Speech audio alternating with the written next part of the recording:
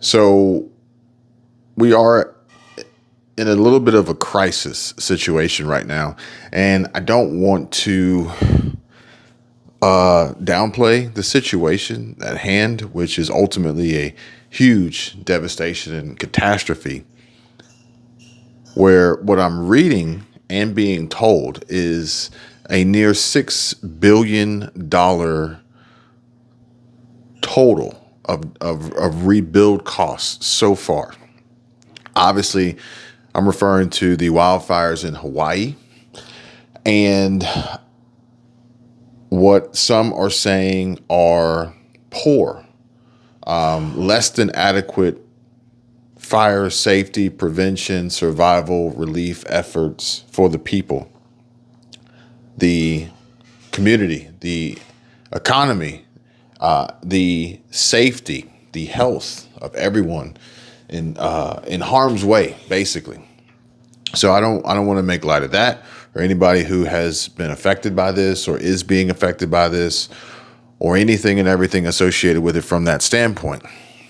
But I do want to share with you how a conversation I had today led to me doing a little bit more research on what is happening or has happened and is happening and likely to happen in the future with this problem in Hawaii, Maui, I believe. And that is none other than the issue with insurance, which this is only going to further exacerbate the already sore wounds of the homeowners insurance and insurance carriers and underwriters and providers. And $6 billion so far, which odds are there's no way you could really totally quantify the actual amount of damage so far. And I would be willing to bet that the number is light. So we could be looking at an even larger number. Let's just say $10 billion of damage to be rebuilt. And some of this is, you can't rebuild forests. You can't rebuild, the natural landscape around you. You can't rebuild that. And having had experience in construction in Hawaii from a supply standpoint, it's crazy expensive to do anything in Hawaii. And that's probably why the number's so high to begin with, because of the cost of delivery, the freight, the transportation. And then you got to think, you got inflation on top of that. You got the fuel costs, everything that goes along with it. And let's just be honest, the companies that are in the area that are more than likely capable of rebuilding are the same very companies that will need to be rebuilt themselves. So there's a lot going on here. While I'm also hearing that, some people have blamed some of these airlines for not keeping up with their flight schedule and delaying flights or canceling flights or rescheduling flights because they weren't taking passengers to Hawaii. They were only worried about taking empty planes over there to provide relief and a path of evacuation for the people who were theoretically trapped there. But that's just selfishness. But I get it. Everybody, is worried about themselves and their own particular situation. And, sometimes some people just forget about the rest of the world and things that really are most important, which is literally like your safety and your health and being alive and living to tell about it, living another day. But the conversation I had today was really interesting because it began from a subscriber to the channel and somebody I've had regular communication with ongoing, probably since I've started the channel, and they've just kind of been a friend of the channel. And it was just a regular conversation, and we weren't in the Patreon or anything like that. We weren't in the members only section.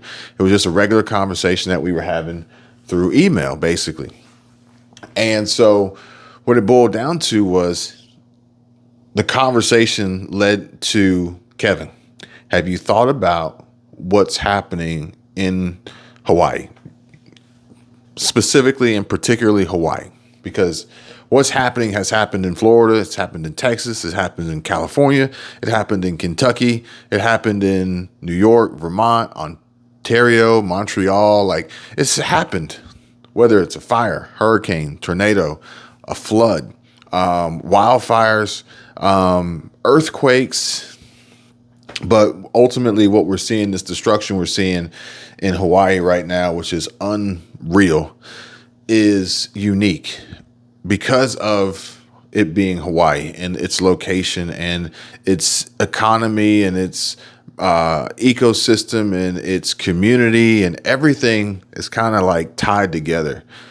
And a lot of it is tourist and tourism based, which is huge, because when you lose that, if you have a town that's built on tourism and you lose that, it makes things really tough, really hard, really difficult. And for instance, like some folks may remember here in Florida, Panama City Beach, Hurricane Michael, I believe, and they're still trying to work on getting things put back together from that today. And our government doesn't move super fast, and a lot of those were government contracts as well. The whole Blue Roof Initiative, I think FiberTite was involved with that one, or Sika, Sarnafil, one or the other. But either way, it still takes time. Now, granted, you can have a state of emergency, and they can kind of get the ball rolling relatively quickly to kind of like stop the bleeding and like temporarily mitigate the damage. But to actually begin the rebuild process with planning, plans, architects, engineers, after the cleanup phase has been done, after that's been procured and contracted, then you got to move on to the next phase, and then you got to get material, and then you're going to be, so what happens is you'll be in a situation where you're going to be limited on resources, and the biggest resource is going to be a limitation on labor, more than likely, especially in an area like Hawaii, where they're seeing that the labor's not going to be there, and then the labor cost to send people there is going to be extremely high. But there's nowhere for them to really stay because of the destruction and damage that needs to be rebuilt. Let alone then you got the whole equipment and material. It's a daunting task that, just to be real and honest, is going to take several years to recover. But the conversation was basically, Kevin, have you thought about the people that you could connect with and the conversations you can have with them about where they go from here? Because a lot of these folks were not relatively prepared, and they were speaking from experience because they had family and friends in Hawaii. I don't think it was in the area that was affected, but they had family and friends in Hawaii that were speaking to him about it. And basically, hey, if it happened to us, this is the situation that we would be in, which would basically mean they would have to literally start over from scratch and hope that their insurance company paid for it.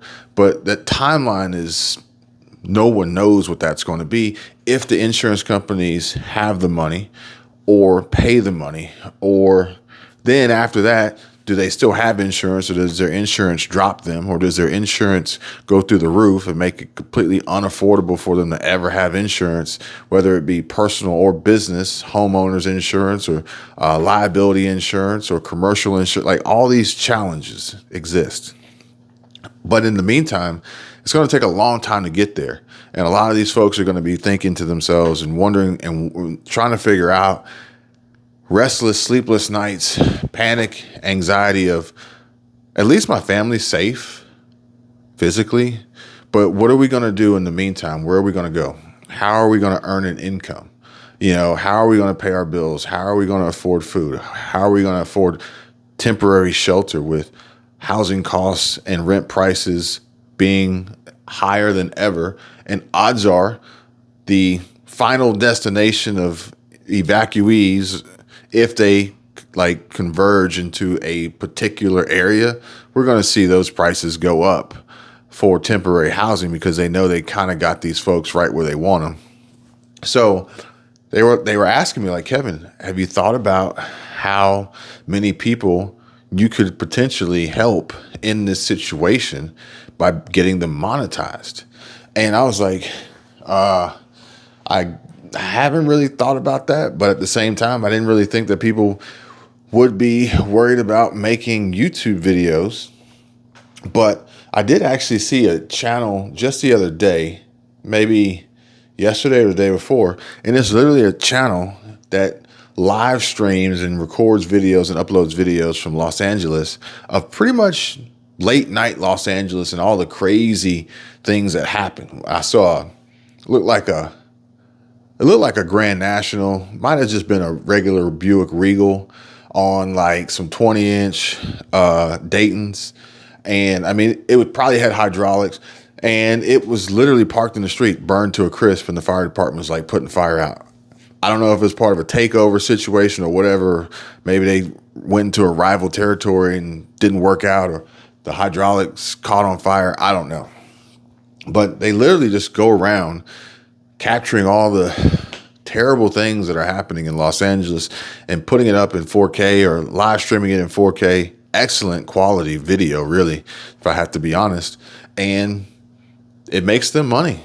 People love seeing other people's tragedy and destruction and despair and hardship and problems. They can't get enough of it. They love it. That's why reality TV works so well, even though reality TV isn't actually real. It's not actually a reality. It's a script. It's a theoretical, it's a mental construct of how reality could be or should be, all dictated by the producers, which if you know anything about these reality shows, you know that the cast has no ability to have communication with the outside world.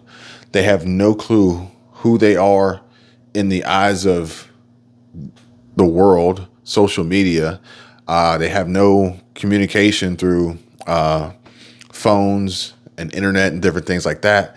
And literally they have to sign a waiver and a clause in that contract that basically it's a humility clause that says that they can be made to look like anything that the producers want them to look like for the strength and the of the reach of the show, views and ratings and profit, basically.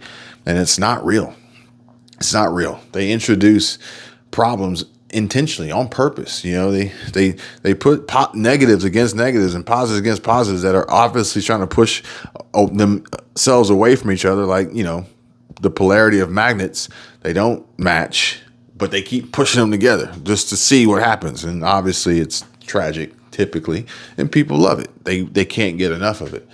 So I'm thinking to myself, like, nah, I wasn't really thinking about that. I don't think people, which I'm sure somebody will and already has, and the news stations, they get out there, they get the helicopters and the fixed wing aircrafts and the drones, and they show you everything that's on fire and everything that's wrong. They show it, and people want to see it. They love it. You know, as long as it's not theirs, they want to see it. I can guarantee you that the people who live there, who have been displaced and affected by it the most, do not want to watch that. I can promise you they don't want to see it. They've seen it. They don't want to watch it again. So think about the worst thing that's ever happened to you in your life. If it was recorded, how many times would you play it back to watch it again and relive that situation? Probably never. So either way, I was like, I hear you, but I don't really think that that's the direction. Again, we're through email, so some of these things get lost in translation. He was trying to speak my language. I was speaking my language, not really hearing what he was saying. And what he was really saying was just monetized in general, because monetization, I immediately thought YouTube, but as you guys know, I told you many times before that monetization can take on many forms besides YouTube ad revenue. And basically what he was saying is there's so many people that are going to need direction and help and aid and assistance in figuring out how to get monetized from a standpoint of producing income, period, no matter how they do it, no matter what business they choose to start or where they choose to relocate their business or how they plan on automating their business and putting it online or whatever it may be, given the fact that everything that they had where they were in Hawaii that has been affected is basically kind of off limits for the foreseeable future. So it really made me think.